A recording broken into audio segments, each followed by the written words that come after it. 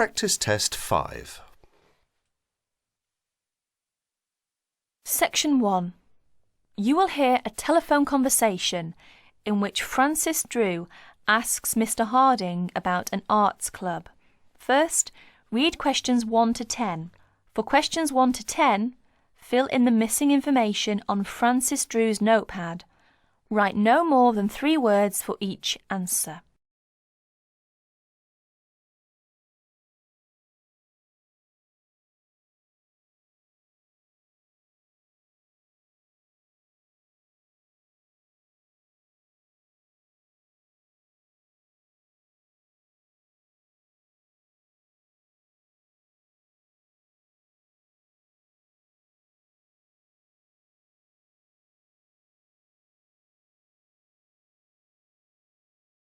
Now listen carefully and answer questions 1 to 10. Hello. Hello, is that Appleton 363? It is Harding speaking. Oh, I'd like to speak to the secretary of the arts club. Yes, speaking. Oh, hello. My name is Francis Drew. I just moved to the area. My classmate and we'd be interested in joining the arts club, but we'd like some more information, really. You know, about joining and the sorts of activities you do. Yes, well, what you want's our calendar. Ask at the library. I'll make sure that there are plenty there by Thursday. That's all right for you? Yes, fine, thank you. But would you mind telling me how much it costs to join? Membership fee for an adult is £2.50 per year, of course. What exactly does club membership entitle one to? Entitle you to? Oh, for a start, there's the club events. You get invited to them, of course. They're for members and only, they are free. What sorts of events are there? You'll see what they are when you get hold of a calendar. But, well, there's club evening, for instance, once a month, usually Wednesdays from 8 till 10. And whereabouts do you hold them? Club evenings, the Beach Pavilion. Do you know it? No, I don't think I do. It's not near the seafront, is it? No, up past the tennis courts on Park Avenue. You know where that is. No, I'm afraid I don't. We'd soon find it, though. Quite good. I don't know what your interests are. Music. Got any musical talents? I'm not sure about talents exactly. I like music. We both do. Do either of you sing? Oh, yes. We've both been in choirs. Well, there you are then. The club's got a very fine choir. Very fine. I'm in it myself, as a matter of fact. We have practices every Friday evening. And it's no good just thinking of joining if you can't make the practices.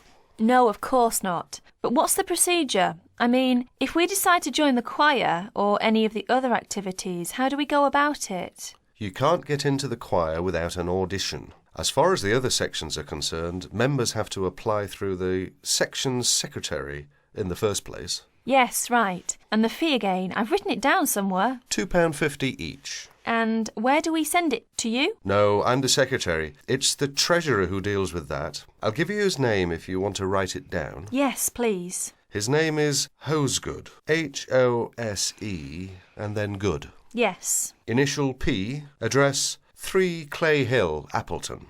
Right. And it's all right to send a cheque? That's the usual, yes.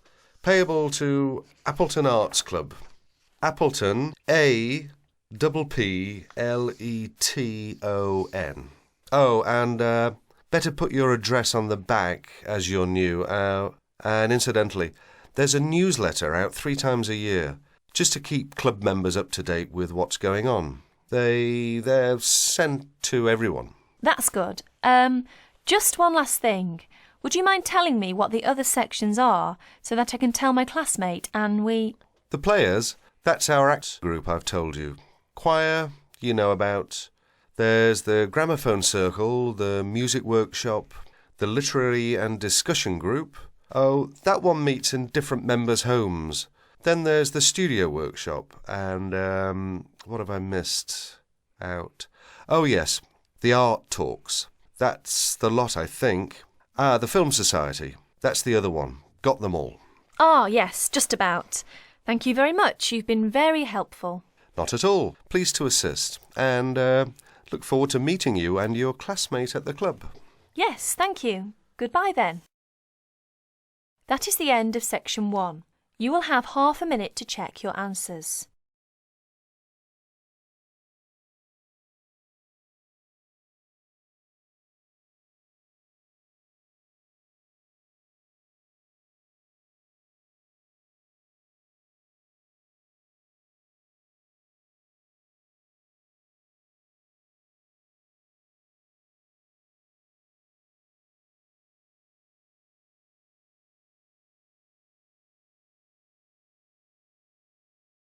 Section 2. You are going to hear the President of Australia Retailers Association give his welcome address at a convention. First, you have some time to read questions 11 to 14.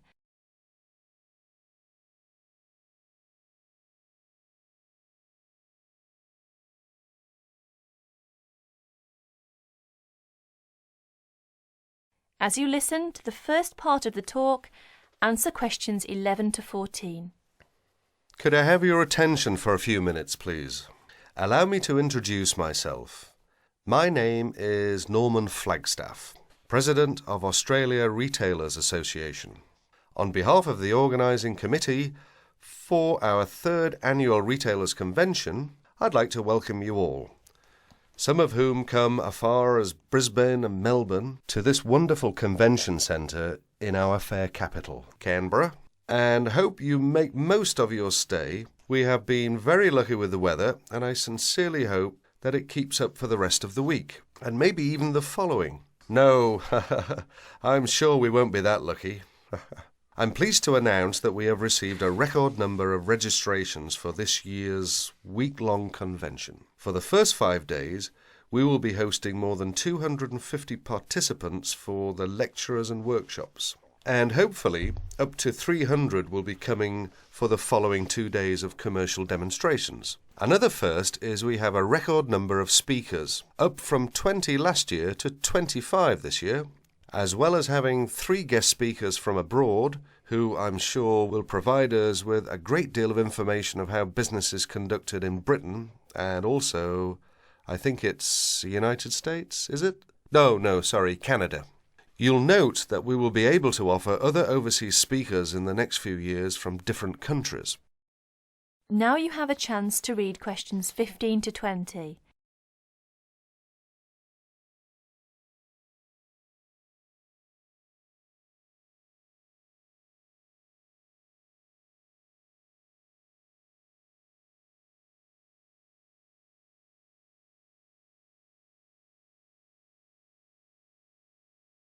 As the talk continues, answer questions 15 to 20.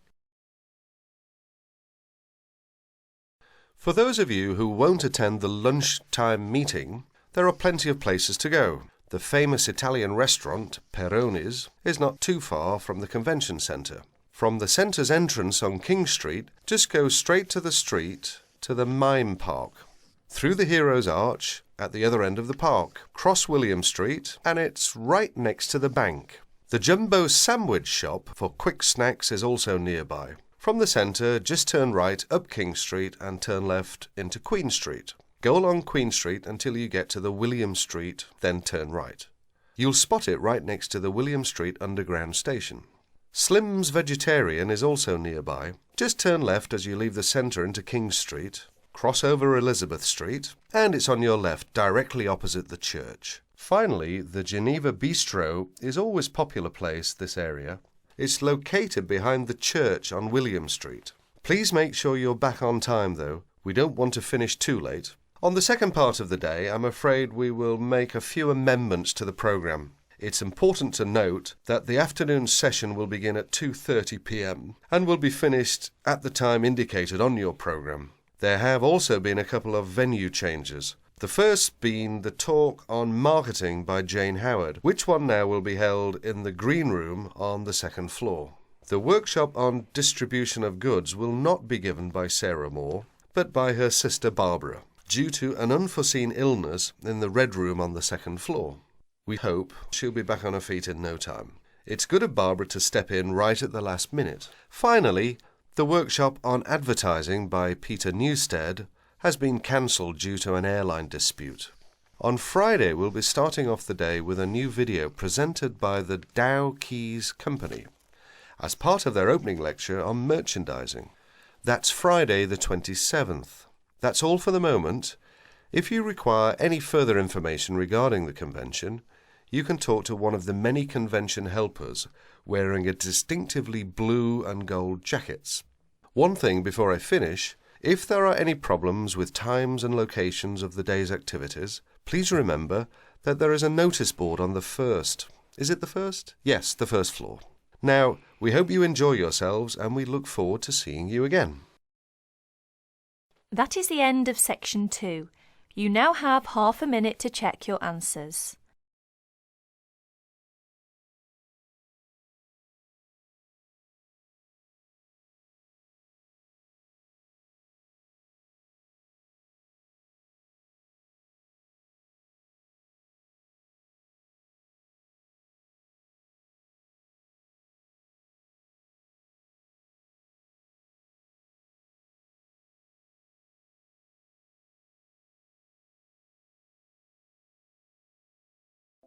Section 3.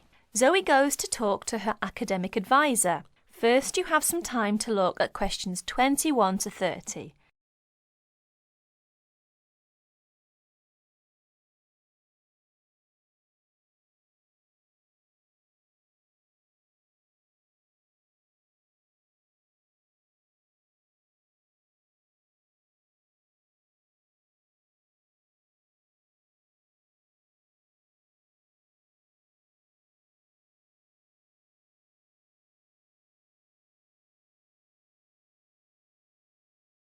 Now, listen carefully to the conversation between Zoe and her advisor and answer questions 21 to 30.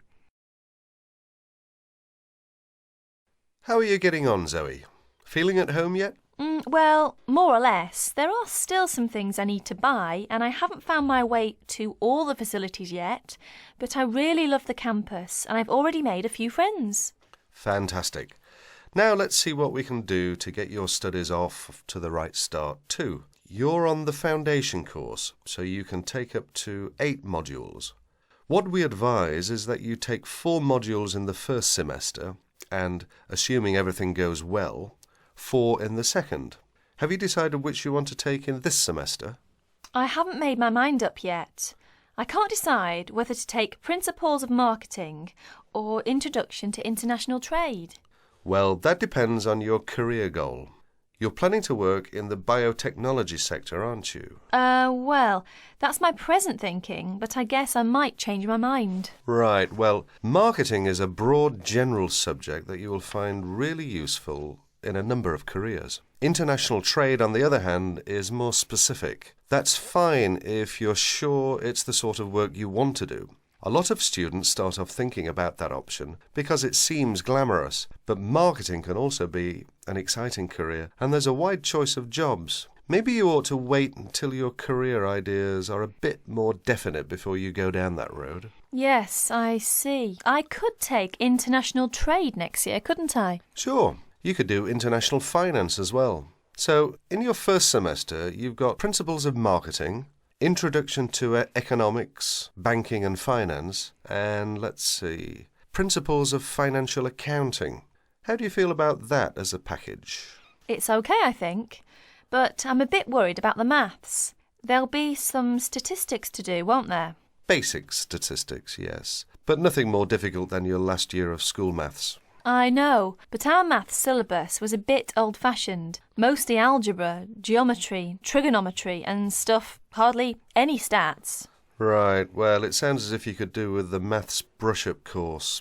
Can I arrange for you to attend just the classes on statistics, if you like? That'd be great. I didn't want to do the whole of maths again, but the stats classes would make me feel much more confident, thanks. Hang on a minute, there's one more thing. Your English. Now, you know you have to reach a satisfactory standard in English by the end of your first year to be allowed to go on to the main BSc course. Yeah, now I'm in an English-speaking environment and I have to speak English all the time. I'm sure I'll be all right. It certainly helps, but speaking isn't everything. You'll have to get your reading up to the standards where you can understand the books on your course reading list quickly. To get the information and ideas you need to write your essays. That means you have to develop a high level of comprehension skills. You'll never get through the course material if you try to read the books intensively from cover to cover. That's why our language skills development program gives you a series of graded academic texts to study and answer questions on a limited time. You'll probably find it hard at first, having to work against the clock without a dictionary. How can I improve my skimming and scanning skills? Good question. For that, you'll have to do a range of specially designed exercises. Sometimes these will be from a transparency, because it is often how the lecture material is presented. Sometimes I think I'll never learn all the vocabulary. English is such an enormous language. I know what you mean. English is the biggest language ever, at least 350,000 words. Even Winston Churchill only knew 60,000, so they say. But as an academic student, you can get a lot of help from the academic word list by Avril Coxhead of Victoria University. That's in Wellington, New Zealand. I've studied word lists, of course, but how does this one help? The academic word list is based on a survey of 3.5 million words of academic text. It contains 570 families of the words most commonly found in academic texts. Well, that's apart from the 2,000 most useful words in English. They come in a separate list. You can see copies of both in the library. You said word families. Do you mean words that are similar? In a way, yes. It means that all the different grammatical forms of a word are listed together, so you can see the nouns, verbs, adjectives, forms with prefixes and suffixes and so forth. It'll be clearer when you look at it. Anyway, Avril Coxhead gives you really great hints about how to learn the words, so it shouldn't be too daunting.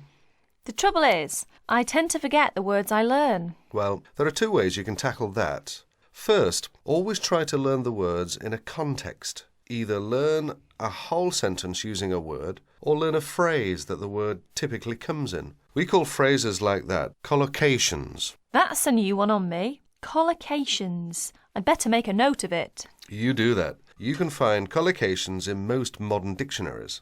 Anyway, as I was saying, there's a second study aid I recommend for vocabulary learning. When you get an assignment, take a sheet of paper and write 4 headings.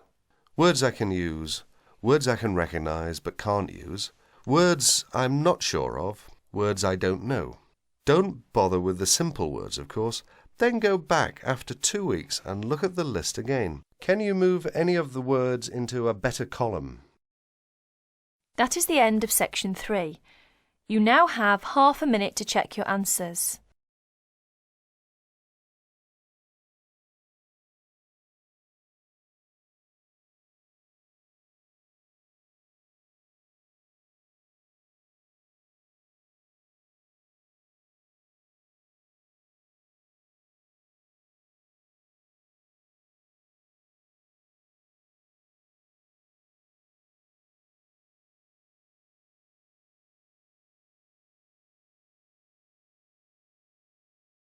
Section 4.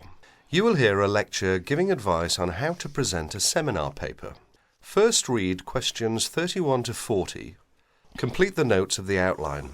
Write no more than 3 words in each answer.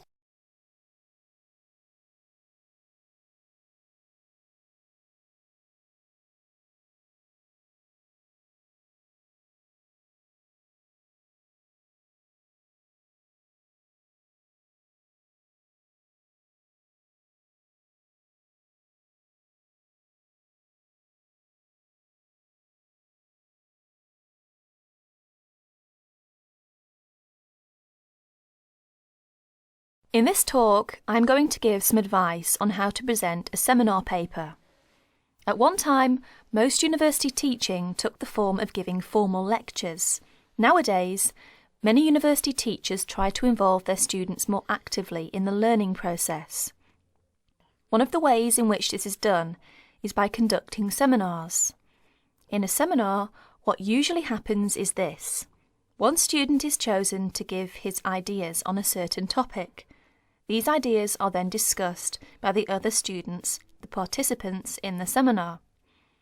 What I'd like to discuss with you today is the techniques of presenting a paper at a seminar.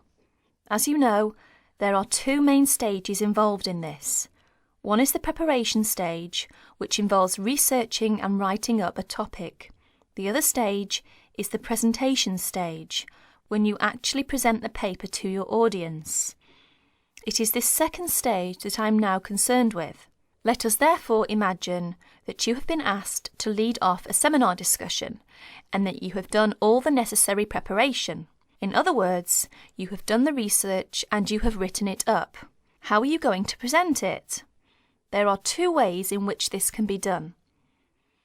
The first method is to circulate copies of the paper in advance to all the participants. This gives them time to read it before the seminar, so that they can come already prepared with their own ideas about what you have written. The second method is where there is no time for previous circulation, or there is some other reason why the paper cannot be circulated. In that case, of course, the paper will have to be read aloud to the group, who will probably make their own notes on it while they are listening. In this talk, I am going to concentrate on the first method, where the paper is circulated in advance, as this is a most efficient way of conducting a seminar. But most of what I am going to say also applies to the second method, and indeed may be useful to remember any time you have to speak in public. You will probably be expected to introduce your paper even if it has been circulated beforehand. There are two good reasons for this. One is that the participants may have read the paper but forgotten some of the main points. The second reason is that some of the participants may not in fact have had time to read your paper, although they may have glanced through it quickly. They will therefore not be in a position to comment on it unless they get some idea of what it is all about. When you are introducing your paper, what you must not do is simply read the whole paper aloud. This is because, firstly, if the paper is a fairly long one, there may not be enough time for discussion. From your point of view, the discussion is the most important thing. It is very helpful for you if other people criticise your work. In that way, you can improve it. Secondly, a lot of information can be understood when one is reading. It is not so easy to pick up detailed information when one is listening.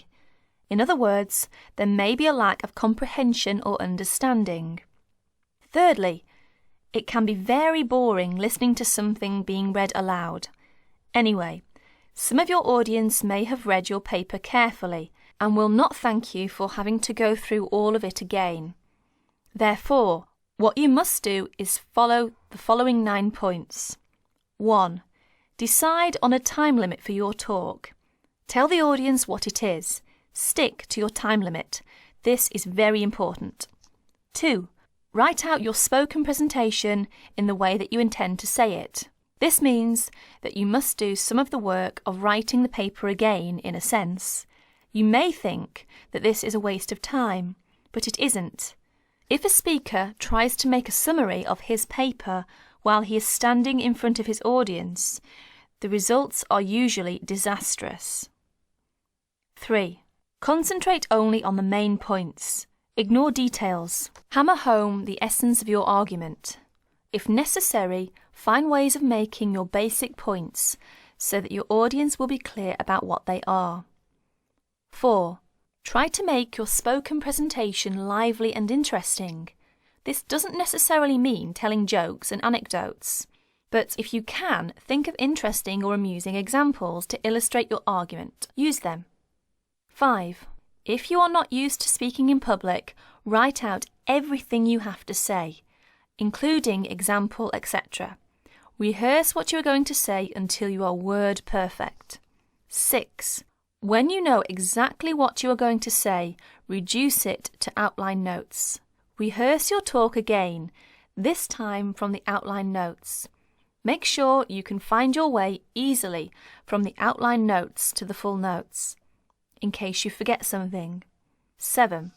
At the seminar, speak from the outline notes, but bring both sets of notes and your original paper to the meeting. Knowing that you have a full set of notes available will be good for your self-confidence. 8. Look at your audience while you are speaking. The technique to use is this. First, read the appropriate parts of your notes silently. If you are using outline notes, this won't take long. Then, look up at your audience and say what you have to say. Never speak while you are still reading. While you are looking at your audience, try to judge what they are thinking. Are they following you? You will never make contact with your audience if your eyes are fixed on the paper in front of you. 9. Make a strong ending. One good way of doing this is to repeat your main points briefly and invite questions or comments. Perhaps I can sum up by saying this. Remember that listening is very different from reading. Something that is going to be listened to has therefore got to be prepared in a different way from something that is intended to be read. That is the end of section 4. You will have half a minute to check your answers.